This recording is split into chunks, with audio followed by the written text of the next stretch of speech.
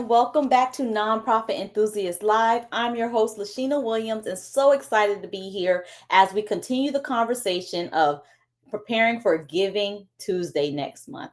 So today we have very special guests back on with us, Shamika Allen Lane from Catalyst Event Coaching, and we're going to dive into this topic. So let's welcome Shamika. Hey. Hi, thank you for having me. Yes, it is always good to have you on. So let's get started. Just because I just always love hearing, your I'm not gonna tell it, you know what it is. I'm not gonna even say it. So let's get started with you telling our guests a little bit about yourself and how you got started in the nonprofit arena. Sure. You tickle me every time. Yes. So, my background is in chemistry. That is my first love. And basically, I was doing all things related to being in the natural sciences and the technical field and joined a nonprofit student operated organization. And in the course of doing that, I help to facilitate some events as well. So it basically was opening the door for me to go into events. I didn't know what I was trying to mind my business and do right, okay, by doing all the chemistry things.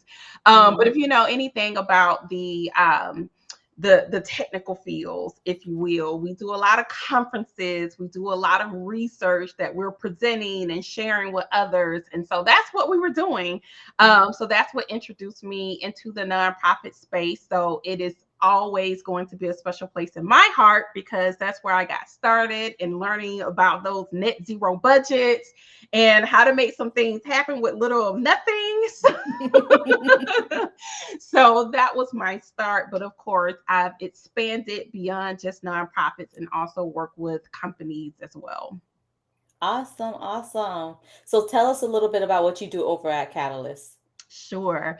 So Catalyst, I would say ideal, if you will, is the premise behind a lot of companies and especially nonprofits are trying to operate with the team that they have. They are doing events, they're doing them internally or at least using their internal team to execute them.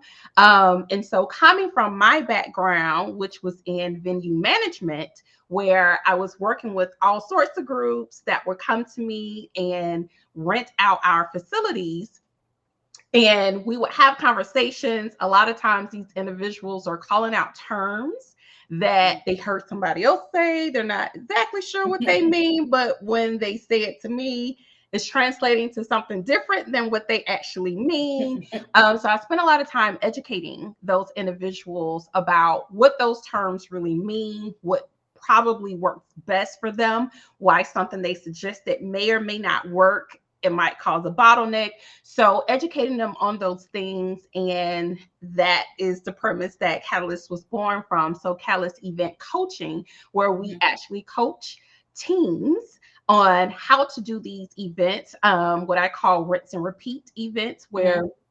if you have, for instance, a monthly or quarterly type training or some type of program that you do, then you can utilize us to help come up with a game plan for your internal teams so that they'll know what to do. They'll have all the steps that are needed and tasks associated with those items to be able to execute them repeatedly.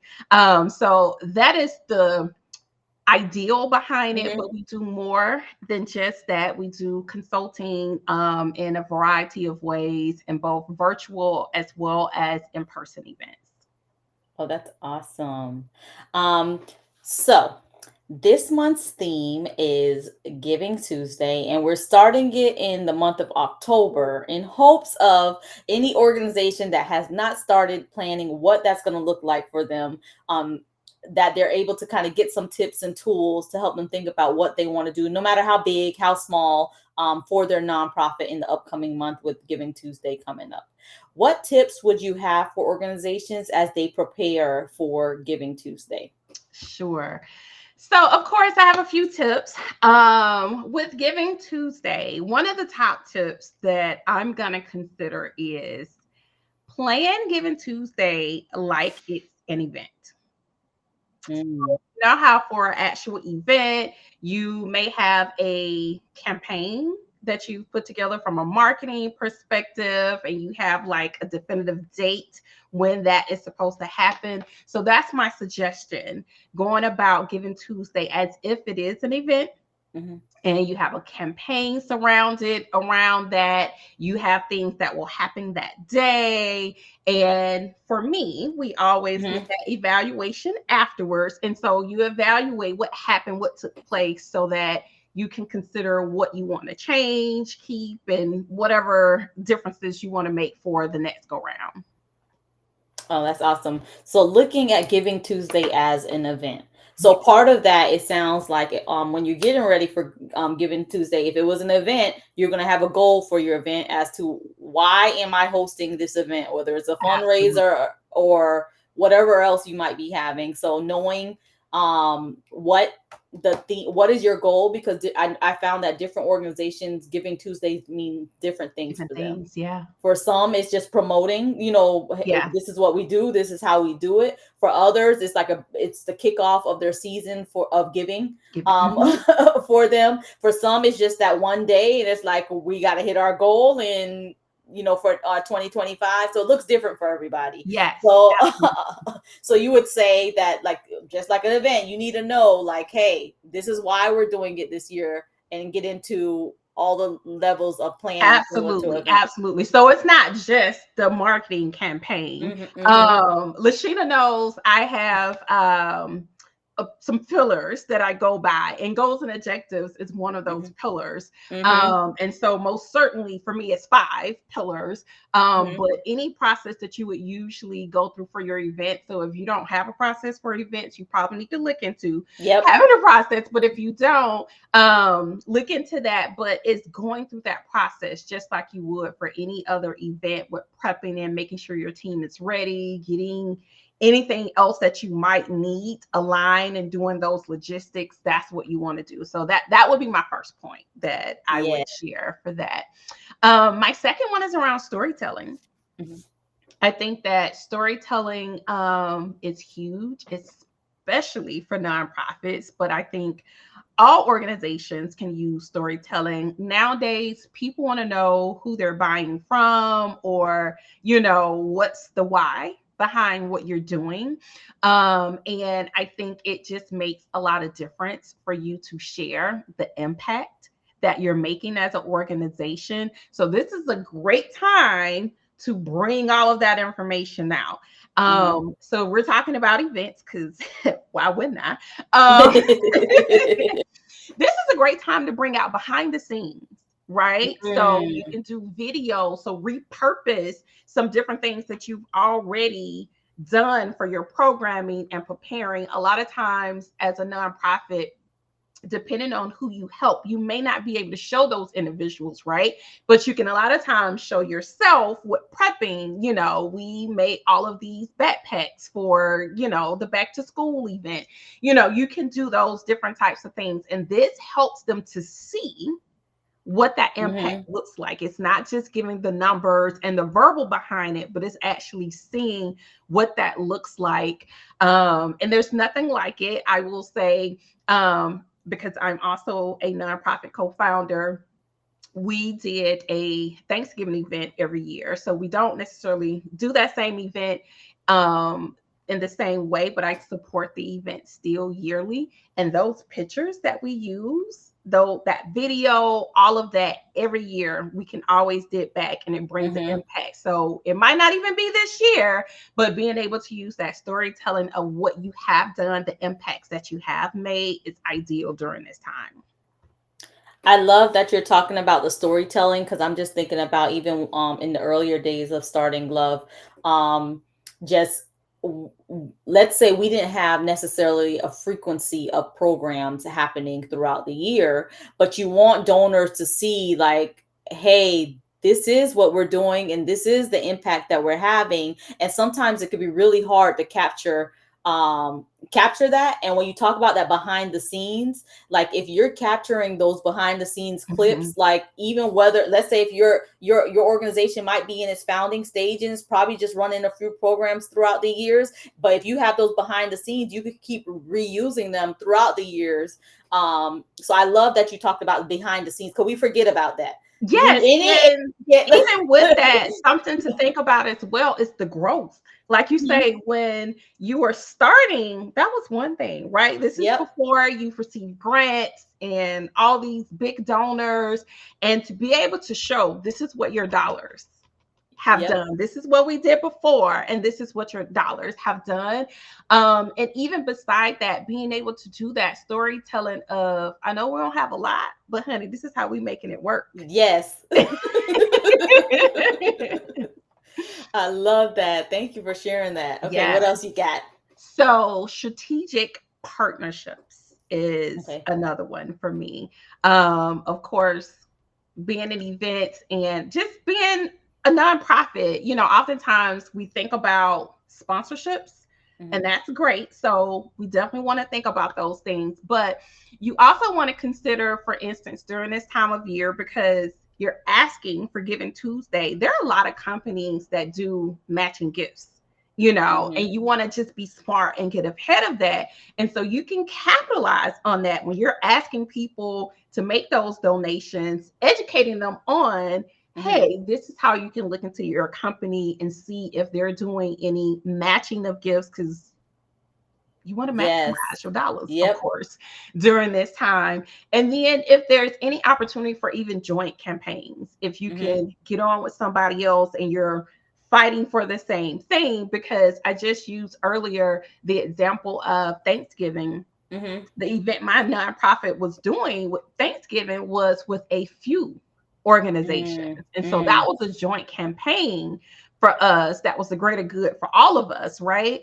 So you want to consider those things. And then something else that is a little bit different, definitely event related, is sponsor activations, right? Mm. So a lot of times, as you have your sponsors, they want to see you matching and aligning with their values of what they want to do in the community. Once Mhm. they see that, they're usually open to like coming up with creative ways to working with you, and to Mhm. be able to pair together and have a really good sponsor activation. And for people that don't know what activations are, I guess I'll Mhm. sum that up really quickly. If you have gone to an event and you've engaged with something at the event. So that could be, maybe they drew a quick portrait of Mhm. you. That could be the 360 Yeah. photo booths. That's small scale, but that's Mhm. another example where you're engaging with something that they're doing. You might have a takeaway that you're able to walk away with.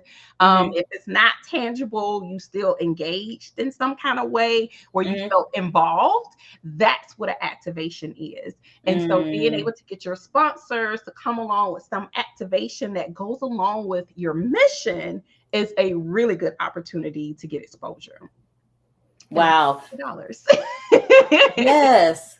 So just to make sure I have the sponsor activation correct. So you're saying pretty much engagement of the sponsor and through the in-person event world, or if you can just Yeah, so you can do it in person, you can do it virtually. So let's not okay. forget about virtual Okay. activations. Yep. Those Yep. are very real things now. And even in the virtual space of things, there are a lot of opportunities where, because it's virtual, they're trying to get Mhm. the engagement up. So conferences that people are going to, they have the unboxing of what they receive before they go to the Mhm. conference. If when we did virtual events a lot more, it was sometimes making a cocktail and they would send a Mm. cocktail kit, right? So these are things that in some cases could still be an option in the Yeah. virtual world for people. And so I'm trying to think of like a book company name, because I saw like a book requests Uh-huh. recently for a nonprofit. And I don't even think it was for the nonprofit. I think they was doing it on behalf of one of their partners, right? Okay. So Mhm. this could be an opportunity where I know someone that does have a book-based nonprofit, Yeah. right? So where that particular nonprofit could pair up with a book publishing company, Mhm. right? And they can do something together. So it's still beneficial for both parties, but you Yeah. utilize that instead of doing a traditional fundraising event, Love you that. utilize that to bring awareness to what you're doing and your cause and ask for additional funds to continue programs like that. Got it. Got it. Got it. Oh, so it's similar to the corporate social. It's my first time hearing it called sponsorship activation. Yeah. But when you're describing it, it sounds similar to like when you're doing working with corporate social responsibility programs within the corporations. You're coming together with that organization with the your nonprofit has these goals. We have these goals. We team up, and then we execute and make this happen. And now, So it's similar. okay, Not necessarily 100% okay, always that same way. okay, It's very similar to what you're talking about because with the corporate social responsibility, sometimes yeah. it is more so volunteering and it can be stated Mhm. as an activation. But a lot of times when people do the activations, they're leaving with like, oh my gosh, that was so fun. Look at what I did when I Yeah. was there. Or did you guys go down to there was a conference I used to go to, and they had a really big expo, and Harley would have motorcycles. Uh-huh. And you would just get on the motorcycle, and somebody would take your picture, and Yeah. they would just print it out. You know, Yeah. Polaroid would be Yep. there, and they would Yeah. have like their little photo op. So those are more of those activations Got where it. they'll leave out of that space, and they're like, Got "Did you it. see that they were doing that down there? You Got should go yes. down there and check it out." So it's and they can feel it. Like as an Yes, attendee, you can yes, really feel a part of absolutely. it. I get it. Okay. Got it. Yes. Got it. Got it. Ooh, all right. I'm learning. Come on. Love it.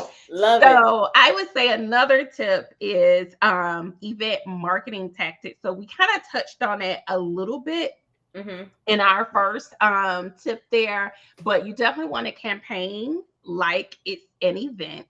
And furthermore, to like wrap up the cycle, Mhm. is to put those thank you notes out there. Like a lot of times when you do an event, you're sending out surveys and you're doing these other touch points to make sure Mhm. that people still feel engaged. And so that's what we want to do for Giving Tuesday as well. We don't want it to be thank you for the money, like Mhm. and that's said in the receipt Mhm. that they Yep. Yep. receive. You want to actually make sure that they feel a part of what's happening with the organization, a part of the impact that is happening, giving them those updates beyond just what was done today so that Mhm. they know what's happening. And they're probably more likely to continue supporting the organization if they know what's going on, they know what's happening, they know what their dollars went towards. Love that. And I'm thinking and I'm connecting a few things in the sense of I'm thinking about that small organization who's like the I'm doing everything organization like I'm the executive director A to and Z. I'm doing the program and I'm marketing. Yeah, I'm doing it all, right? I'm thinking about that organization as they get ready for Giving Tuesday. And hearing the tips that you provide, especially around storytelling and marketing, and then I'm also thinking about our conversation before hopping on when you were being able to have clips and so forth for storytelling purposes. And I'm Yes. just thinking, how could that be beneficial to a nonprofit organization? I'll just kind of update everyone in that space because in the sense of being able to bulk your story, like if I'm the person and I'm like I'm the one that I'm marketing, I'm so and so, maybe I'll partner with a company or somewhere that can help and one day do some video clips or whichever with me, and then we now take those clips and be able to use those, not even with just me, maybe some of our clients and others, and now Right. we're able to use that during this Giving Tuesday, this day and leading up to it, use those clips to be able to really tell the story. I'm thinking more um what tips do you have for those? And that's just one that I thought of for the person who I'm everyone, and I might not be able to execute the full, but Yeah, a full this plan. Yeah. but what can I do? So I would say one, because you are a quote unquote one person show, Yes. you want to think out of the box. Mm-hmm. That's in general. Just Yeah. you want to think out of the box for as much as you can. So, one, there are tools out there that will help you Ooh, streamline I some like of when your you start things. with tools. Come So on. please don't forget about them. Don't forget about your tools. Look, I Y'all, be having a list of them. I'm gonna try get not to your go over notebook, them today. y'all. Get y'all notebook. This is I be having a list. But yeah, so you want to utilize your tools as much as possible. And I feel like ChatGPT was a taboo topic for a mm-hmm. good little bit, but now I think people are starting to calm down. And so if you have not dipped your toe in Mm-hmm. the ChatGPT side of things, I would say one, you don't use it for research. So let me be clear and start with that. Don't use it for research. Right. But, it can be helpful instead of you having to sit down and use your brain power Mm, from A to Z to develop something. It can give you a good starting point, and you use your knowledge and experience to mm-hmm. expand upon it and enter that in some of these other tools, right? So that you're condensing your time. But outside of something like that, because I'm thinking about you talking about Yeah. having the behind the scenes, Yep. footage and things like that.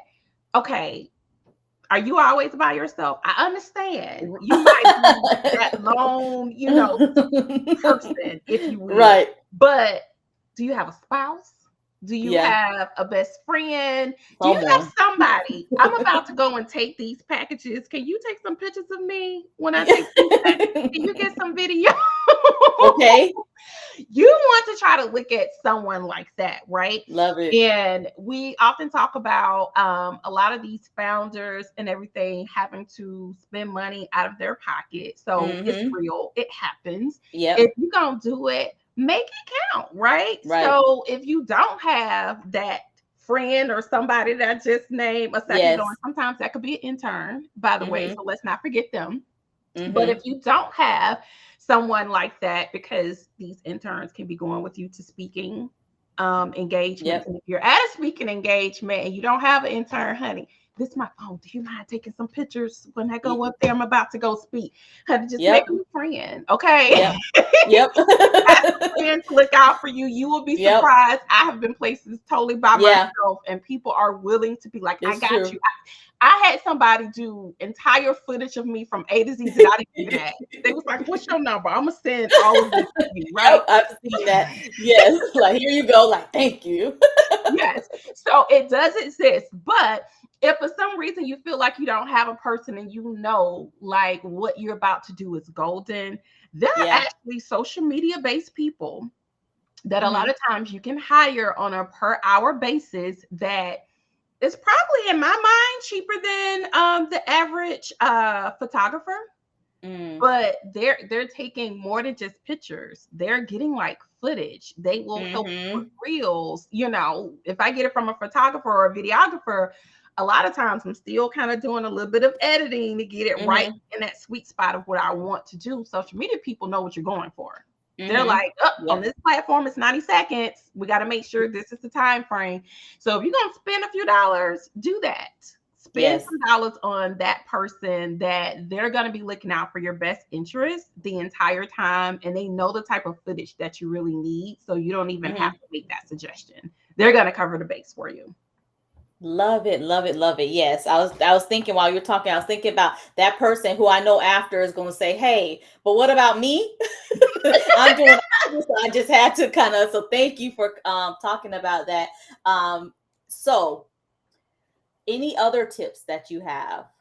So, my last tip, Mhm. because I often say on Giving Tuesday when people ask, should we participate in Giving Tuesday? And I'm like, yeah, ride the wave. Like, why wouldn't you ride the wave? Mhm. What I will say is because it is a global Mhm. thing, a global movement, everybody's competing for those dollars, right? And Yep. so I often say that the individuals that are giving on Giving Tuesday, they've already decided to give. They're just Mhm. deciding where they're going to give it, and they know how much they're going Mhm. to give, but they're trying to decide, am I going to spend it one place, five places, or what that looks like, right? Well, my last tip would be do your own day of giving. Mm. So Yep. don't just depend on Giving Tuesday. Ride that wave because it's there. Why not? And Mhm. it's towards the end of the year. So for a lot of people, that is a tax write off, right? But if you're doing your own day of giving, you're not competing with Mhm. all of the other organizations of the world, right? Yep. And so you can choose a day that means something that has some significance to you and your organization. So it could be your anniversary of when you were started. It could be an awareness based month, you know. Mhm. So if it's this month right now, we're in October, and that is breast cancer awareness. So like if that's what your organization is doing, that might be a good Mhm. time for you to do that cause. So that's what I would say. Choose your own day of giving so that you can focus on that in your story and you're not I love competing. that.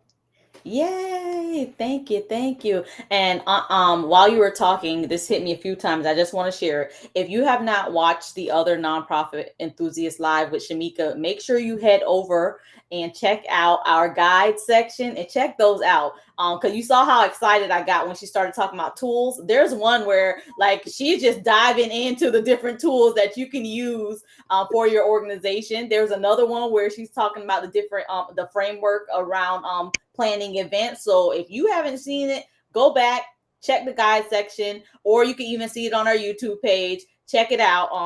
Those are some absolutely amazing sessions. So you saw how excited I got when you started with tools. I'm like, yeah, let's Yes, go. yeah. You know, we haven't been meeting as much this year. We usually meet a little bit more frequent. So Yeah, I yeah, think that's what it is. I think it's just like it's been a little minute. yeah, yeah, yeah. We're gonna get back on track.